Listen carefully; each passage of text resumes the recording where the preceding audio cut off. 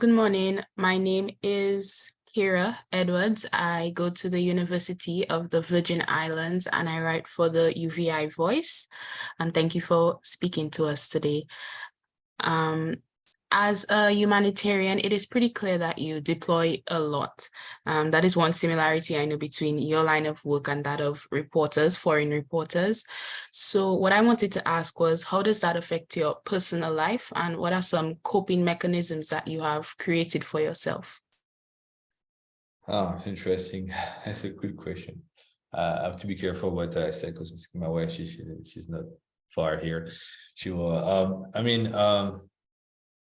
I think it's more difficult for our families than for us, really. I think that's what if you're in this line of work, is because you like to do that. You like to take your luggage, there is something and boom, 5 minutes, literally 5 minutes sometimes I take my bag and I go to the airport and look at flights. So this is what we do. I think this is what we like to do. I try to do another job. I've been a corporate guy and, I went pretty far in the corporate ladders, make a lot of money. But at the end of the day, I didn't I was not fulfilled like I am right now. I think that's what I like. I like to be there on the ground with the teams, and the reality is, and when you're there on the ground with the teams, especially with the community, the way the community give back.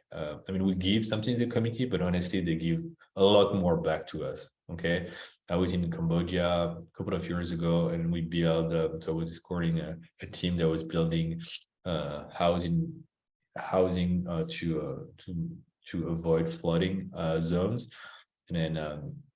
So after we built that, it was like a month or something. And then after we finished the building, the family invited us for dinner. So we had a really nice, dinner. It was in the jungle in the middle of on the Mekong River. And then after we left the dinner, the guy, the translator, he told us this meal was like 3 months of salary for them. So this is what we do. For us, it's just fulfillment. And a lot of people can argue that we don't do that for the community. We do that for us because it's the best therapy, honestly.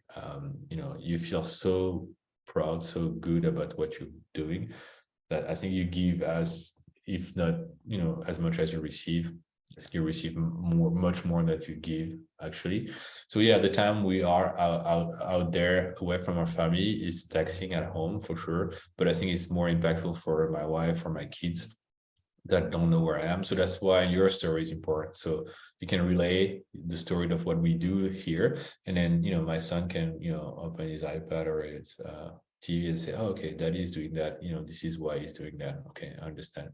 But it's more hard for them, honestly. It's really more hard for them than for us. And I think if you take this path as well, you need to think about that, but don't think too much about that, because I think if you find the right person, and you will understand that this is who you are, and most of the people that do that is because who they are. It's not a job. You don't take that as a job. You take that because you love what you do. And then, the family will have to, you will have to understand that. Otherwise, it's not going to work.